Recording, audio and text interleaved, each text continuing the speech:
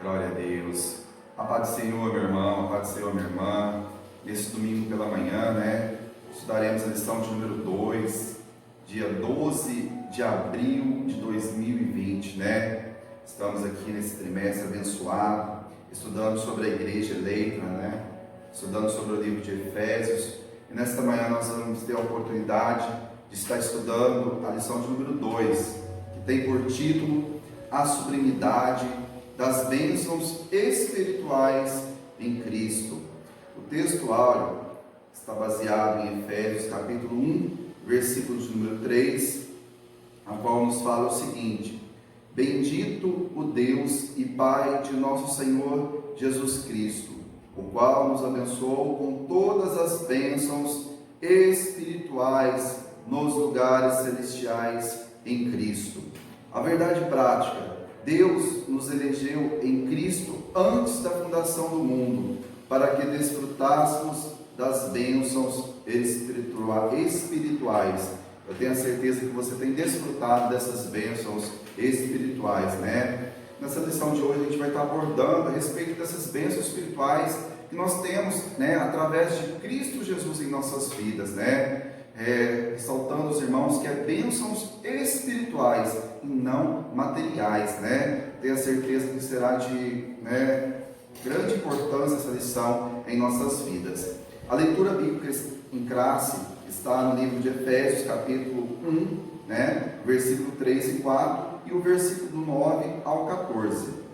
O versículo 3: Bendito ó Deus e Pai de nosso Senhor Jesus Cristo, o qual nos abençoou com todas as bênçãos espirituais nos lugares celestiais em Cristo, como também nos elegeu nele também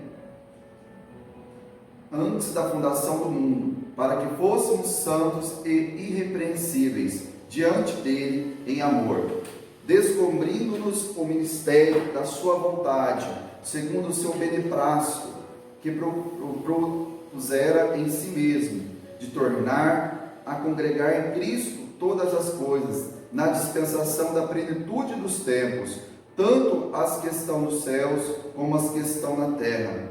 Nele digo em que também fomos feitos herança, havendo sido predestinados conforme o propósito daquele que faz todas as coisas, segundo o conselho da sua vontade, com o fim de sermos para o louvor da sua glória, nós, os que primeiro esperamos em Cristo, em quem também vós estáis, depois que ouvistes a palavra da verdade, o evangelho da vossa salvação, e tendo nele também crido, fostes selados com o Espírito Santo da promessa, o qual é o penhor da nossa herança, para a redenção da possessão de Deus, para o louvor da sua glória. Nós vamos falar um pouquinho sobre a sublimidade das bênçãos espirituais em Cristo, Ou seja, a perfeição, a excelência e a grandiosidade das bênçãos espirituais através de Jesus Cristo, Temos como objetivo geral esclarecer as bênçãos espirituais concedidas por Cristo Jesus em nossas vidas, No tópico 1 a gente vai estar refletindo a respeito da nossa nova posição em Cristo. No tópico 2, evidenciando a realidade de uma vida cristocêntrica neste mundo, a qual nós devemos ter. No tópico 3, explicando que o Espírito Santo desempenha importante papel no plano da salvação. Glórias a Deus, Vamos à introdução para a gente não perder tempo. A introdução. Nessa lição, vamos abordar a grandeza, a excelência e a perfeição do projeto divino para conceder bênçãos espirituais aos seus escolhidos, A gente vale lembrar que o projeto divino em nossas vidas, é um projeto maravilhoso de Deus tem para conosco, E esse projeto, o próprio escritor fala, da grandeza, da sua excelência e da sua perfeição. Glórias a Deus. Desde a eternidade, aprove a Deus executar um plano de restauração, reconciliação com a humanidade caída, Por isso que na carta o apóstolo Paulo se mostra profundamente agradecido pela revelação do mistério que estivera oculto desde todos os tempos. Ele nos convida a louvar e a glorificar a Deus pela sua bondade, sua misericórdia para com todos os pecadores, né? O plano de salvação, meus irmãos, arquitetado pelo nosso Criador, é algo incomensurável, aleluias, né? É uma doutrina em Cristo. Ele estava reconciliando o mundo consigo mesmo, né? A gente for ver aqui o texto de 2 Coríntios 5,19, fala que Deus estava reconciliando o mundo consigo mesmo, né? Ou seja, todos os pecadores se reconciliando com o Criador, aleluias. O tópico primeiro: uma nova posição em Cristo. No passado, estávamos perdidos e condenados à morte eterna, mas por sua infinita graça, ou seja, a infinita graça de Deus, né, nos outorgou em Cristo o privilégio da salvação, né? Graça, do grego aqui, charis, né? Favor imerecido, aleluias, ou seja, o dom gratuito de Deus, né? Representa aqui pela graça divina dos nossos Deus, né? Temos o privilégio de sermos salvos, temos o privilégio da salvação mediante a graça de Deus, né? A doxologia. Após expor os versículos de abertura da epístola, capítulo 1, versículo 1 e 2, o apóstolo Paulo apresenta uma sequência de textos que se caracteriza pela verdadeira adoração e bondade ativa de Deus. Ele começa pela frase: bendito ó Deus e Pai de nosso Senhor Jesus Cristo, onde bendito significa digno de louvor. O apóstolo dá sequência até o versículo 14, por meio de um maravilhoso tributo ao Eterno e suas muitas bênçãos concedidas aos homens. Nesse texto bíblico, trata-se de um hino teológico de gratidão, caracterizado pela repetição do seguinte refrão: para louvor e glória da sua graça, ou para louvor da sua glória. Aquele a qual devemos adorar está identificado na expressão Deus Pai de Jesus Cristo, ou seja, né? Essa nova posição em Cristo Jesus nos traz uma doxologia, né? Que é o que? Né? Adoração a Deus, louvor a Deus, né? Por tudo que Deus tem feito, por tudo que Deus tem nos maravilhado, né? O texto lá em Lucas, capítulo 2, versículo 13 e 14, vem nos dando um exemplo, né? Dos anjos que adorando, né? A Deus pelo nascimento de Jesus Cristo, né? Versículo 13 de Lucas, capítulo 2, nos fala: no mesmo instante apareceu com o anjo uma multidão dos exércitos celestiais, louvando a Deus e dizendo: glória a Deus nas alturas, paz na terra, boa vontade para com os homens, né? Então a doxologia aqui vem representando, né, como adoração a Deus, né? Louvor a Deus. E Paulo ele deixa claro aqui, né? Ou seja, ele começa aqui: bendito ó Deus e Pai do nosso Senhor Jesus Cristo, né? Onde a palavra bendito vem dizendo que é digno de louvor, né? Digno de adoração, aleluias, né? E uma clara também referência à Santíssima Trindade, com ênfase na natureza divina de Jesus, seu Filho, né? Ou seja, bendito a Deus e Pai do nosso Senhor Jesus Cristo. Verso 3, né? Que nós possamos adorar a esse Deus maravilhoso, né? Que nós possamos adorar a Jesus Cristo, a qual é digno de todo louvor e adoração, né? Então essa é o que é representado aqui a doxologia, né? As bênçãos espirituais. Obviamente que as bênçãos espirituais não são materiais, né? As bênçãos espirituais que provêm do trono de Deus, né, não são materiais, mas provenientes dos lugares celestiais, né? Ou seja, dos céus. isto é, do reino espiritual. Essas bênçãos são mencionadas na longa passagem de Efésios, capítulo 1, versículo 3 ao versículo 14, tais como, Deus nos elegeu para sermos santos, predestinou-nos para sermos filhos, nos fez agradáveis para si, remiu-nos por meio do seu sangue, pelo sangue de Cristo, acolheu-nos por sua vontade redentora, revelou a palavra da verdade, selou-nos com o Espírito Santo da promessa, ainda garantiu a validade da promessa. Isso são algumas das bênçãos de Deus para conosco, bênçãos espirituais. Olha que coisas maravilhosas que Deus nos deixou, Deus nos elegeu para sermos santos, irrepreensíveis, ou seja, separados deste mundo, separados do pecado, tudo que nos mancha, predestinou-nos para sermos filhos, temos a condição de ser chamados filhos de Deus, nos fez agradáveis para si, aleluias, remiu-nos por meio do sangue de Cristo, pelo sangue de Cristo somos remidos, glórias a Deus, aleluias, acolheu-nos por sua vontade redentora, pelo seu plano de redenção, revelou-nos a palavra da verdade, que maravilha, nos trouxe a palavra da verdade, nos fez, homens e mulheres verdadeiros através da sua palavra, que tem um poder sobrenatural.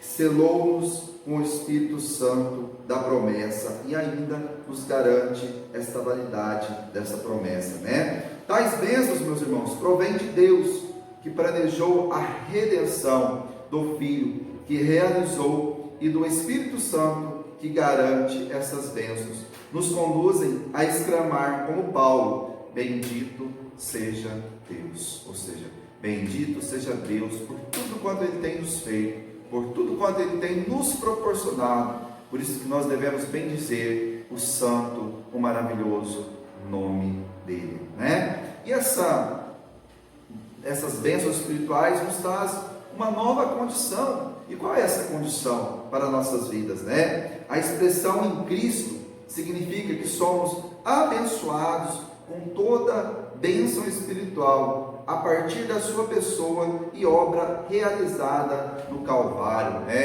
Ali João vem falando no capítulo 1, versículo 3, todas as coisas foram feitas por Ele, e sem Ele nada do que foi feito se fez, ou seja, através da obra realizada ali na cruz do Calvário, nós temos direito à salvação, Relaciona-se ainda com a nossa experiência de conversão a Ele, 2 Coríntios capítulo 5, versículo 17, que nos fala assim, que se alguém está em Cristo, nova criatura é, as coisas velhas já se passaram, eis que tudo se fez novo, Ou seja, que fomos, libertos da escravidão do pecado.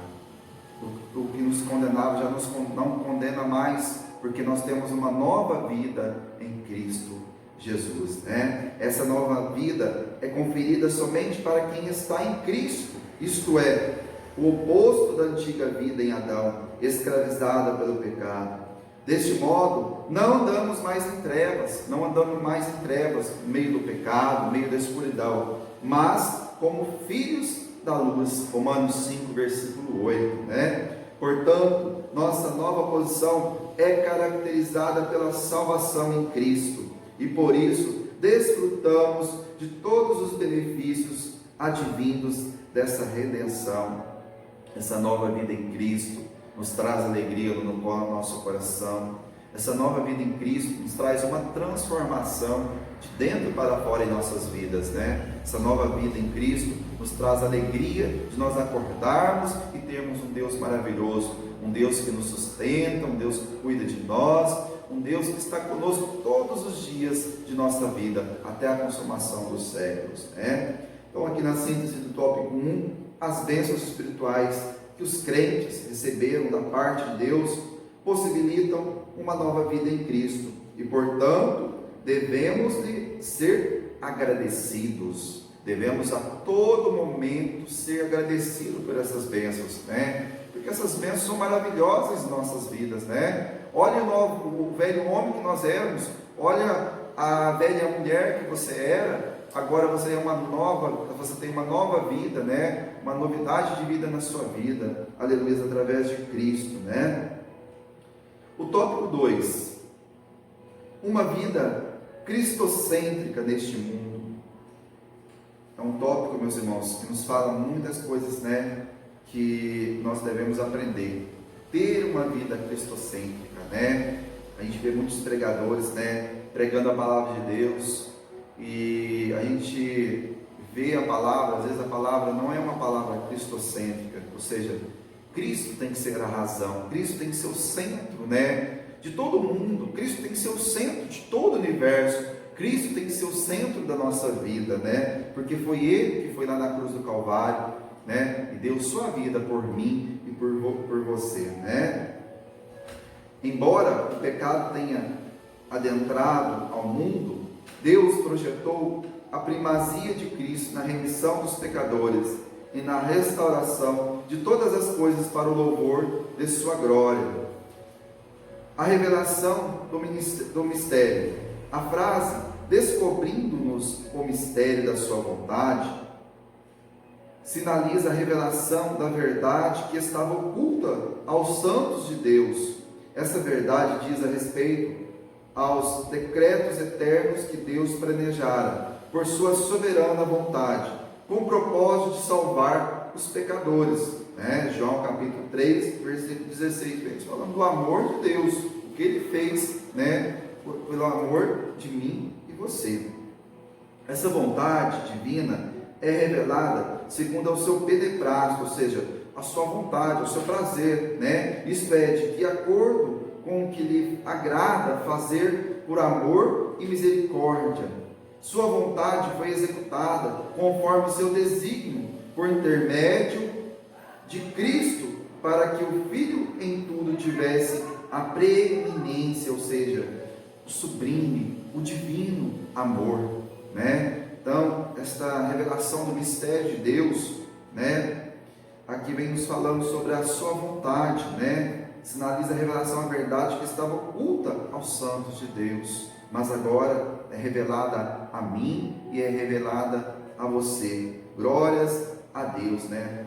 O Senhor, Ele tem, né, agradado daquele que tem a vida, né, uma vida cristocêntrica, uma vida, né, que Cristo venha ser, né, o ápice da sua vida, seja primordial na sua vida, né? Aqui o escritor ele deixa claro, né, uma vida cristocêntrica neste mundo em qual nós vivemos. Nós precisamos ter essa vida cristocêntrica, né? Tendo essa vida cristocêntrica, nós vamos ter uma vida santa, nós vamos ter uma vida, né, uma vida cada dia mais santificada a Deus, né? A plenitude dos tempos.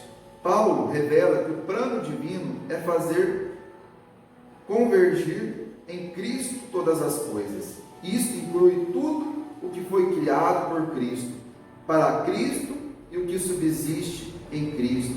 João capítulo 1, versículo 1 ao 3. Implica dizer que todo o universo, céu e terra, estarão submissos à autoridade e à soberania de Cristo. Nesse sentido, a ruptura provocada pelo pecado de Adão é restaurada completamente em Cristo, ou seja, né, lá no livro da criação, no livro de Gênesis, né, capítulo 3, né, aonde ele dá início ao pecado, né, o pecado a qual traz a morte, né, houve-se a ruptura provocada pelo pecado de Adão. Ali Deus ele já tem o plano, né, de salvação, e Deus já tem o plano de restauração, não somente para mim, não somente para você, mas para toda a humanidade, né? Para todos aqueles que creem, né, na salvação de Jesus Cristo. Essa declaração não tem conotação universalista. A ideia de que no fim todos serão salvos, mas que finalmente tudo será como Deus planejou, né? Essa declaração, meus irmãos, aqui, o escritor falando, né, sobre a conotação universalista, ou seja, a salvação é para todos, né? Mas todos precisam crer em Jesus, né? Às vezes a gente pensa assim, uma vez que eu aceitei Jesus, eu estou salvo. Não, a gente precisa caminhar, a gente precisa ter, né, conduzir a nossa vida cristã, né, segundo a vontade, segundo o querer de Deus, uma vida, né, de ser fiel ao Senhor, né. Essa conotação aqui, ela não traz, né, que todos serão salvos, mas que finalmente tudo será como Deus planejou. Cristo, a cabeça da igreja e também a cabeça do universo. A dispensação ou administração desse plano será na plenitude dos tempos. Aqui a palavra grega para tempos não é cronos, né, que é o tempo do homem, que traz uma ideia de cronologia, mas kairos, que se refere ao tempo de Deus, ou seja, o tempo divino previamente determinado para que todas as coisas estejam sobre o domínio de Cristo, né? Glórias a Deus. Louvor da sua glória. O apóstolo enfatiza que as bênçãos são destinadas aos crentes judeus e gentios. A igreja, Paulo, muda do pronome nós, ele e os judeus, para o também vós, ou seja, os gentios, indicando que em Cristo os crentes de ambos os povos são herdeiros da promessa. Ele ratifica igualmente que o propósito da eleição não é outro senão louvar e glorificar a Deus. Então louve e glorifique a Deus, né? Isso também assinala não somente adorá-lo com palavras e ações, mas também levar outros a fazer o mesmo, né? Então a gente não deve somente adorar o Senhor, né? Aqui, como vem falando aqui, né? Com palavras e ações, mas também levar os outros a fazer o mesmo, né? Levar os outros que ainda não conhecem a Jesus a adorá-lo, né? A bendizê-lo, né? De todo o seu modo de viver, de todo o seu modo, né? De todo o seu coração. Esse é o nosso dever, isso é o ídolo do Senhor, né? Levar o Evangelho, levar, né, Jesus nas casas, levar Jesus, né, para aqueles que ainda não conhecem, né, esse Jesus maravilhoso, que transformou nossa vida, que mudou a nossa vida, que nos deu uma nova vida, né, esta vida que nós temos. Louvado seja o nome do nosso Senhor Jesus Cristo, né? Por conseguinte, tudo o que somos, fazemos ou possuímos, vem da onde? De Deus, pois começa na sua vontade e culmina na sua glória. Por isso que nós devemos glorificar a Deus em toda a nossa vida, né? Glorificamos a Deus seja na tristeza, seja na alegria, em todos os momentos, que toda honra, toda glória seja dada ao nosso Deus, né? A qual é digno de receber essa adoração, a qual é digno de receber toda a glória e toda aleluias, né? Vamos, meus irmãos, a síntese do tópico 2. Os decretos eternos planejados por Deus, executados por Cristo, incluem a salvação dos pecadores e a restauração de todas as coisas. É maravilhoso esse Jesus Cristo, né? Que nos dá a condição de sermos salvos, que nos dá a condição, né, de termos uma nova vida. Vamos ao tópico 3.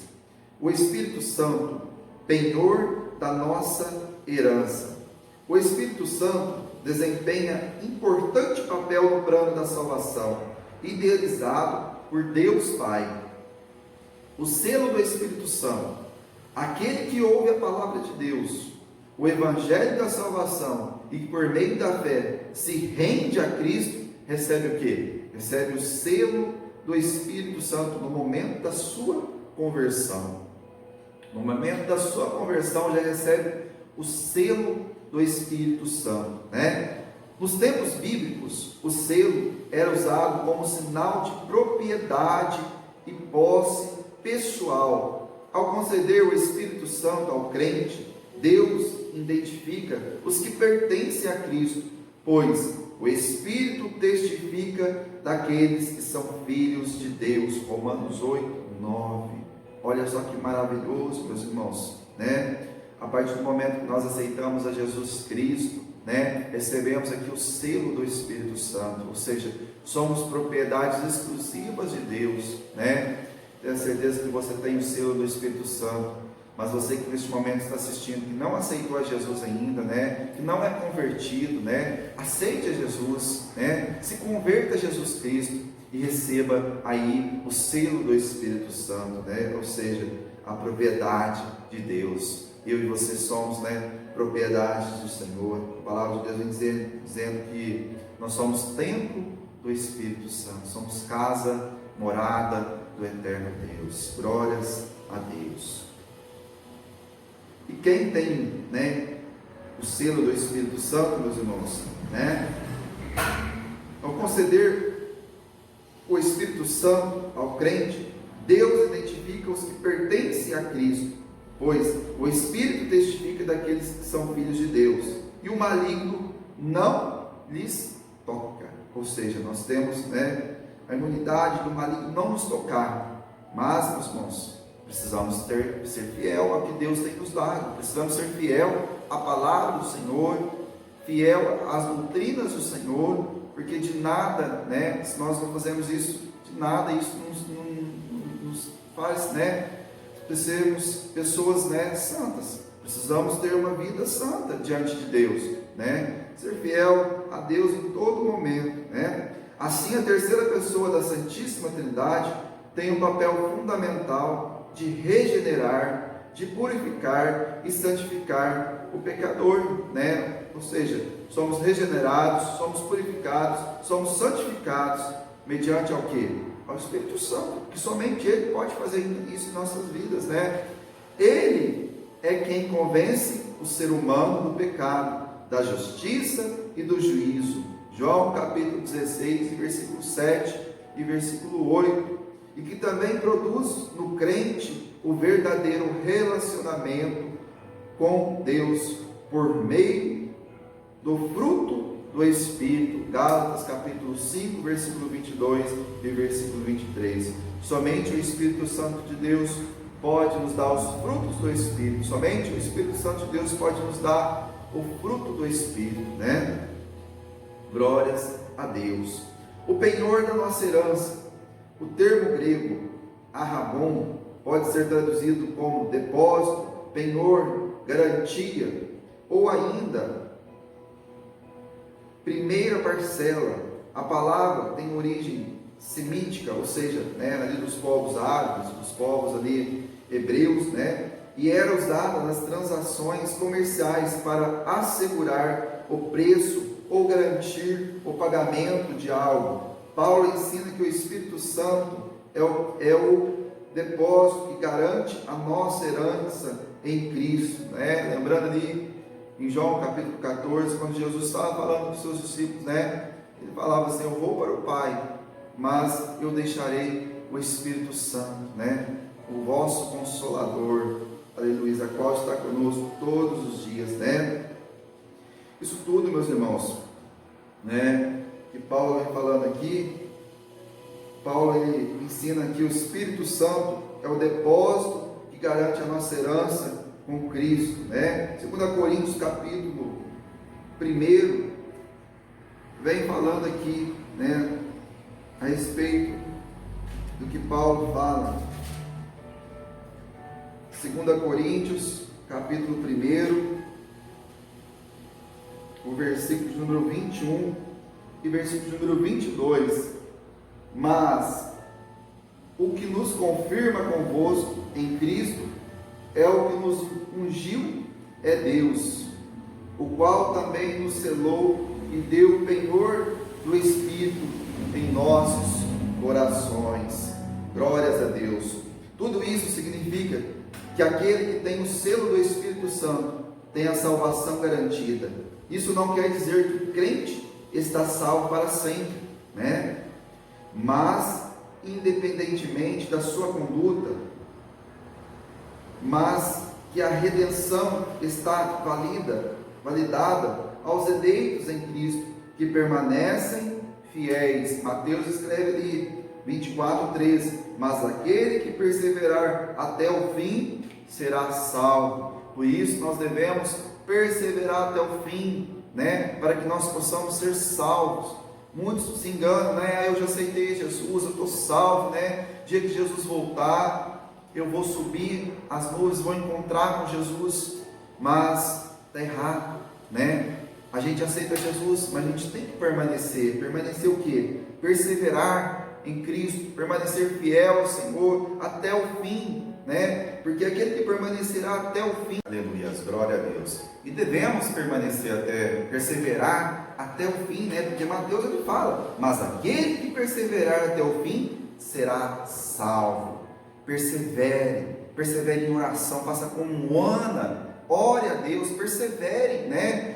Em buscar a Deus de toda a sua força, de toda a sua vontade e também de todo o vosso coração. Para a gente concluir, meus irmãos, nesta porção da Epístola aos Efésios, o plano divino revelado resulta na reconciliação do ser humano com Deus, por meio de Cristo, e na restauração de todas as coisas visíveis e invisíveis. Ambos os propósitos devem redundar em louvor e glória a Deus eterno. Na plenitude dos tempos, todo desígnio divino estará plenamente executado, ou seja, tudo que Deus designou será executado, e vai valer a pena quando nós passarmos pelos portões celestiais, né? Valeu a pena a gente estar na casa de Deus, valeu a pena a gente estar glorificando a Deus, orando, buscando a Deus de todo o nosso coração, né? Que os irmãos possam ficar com essa lição abençoada, né? Que o Espírito Santo de Deus fale melhor em cada coração, porque a gente, lembrando os irmãos, que a gente está dando um resumo, né?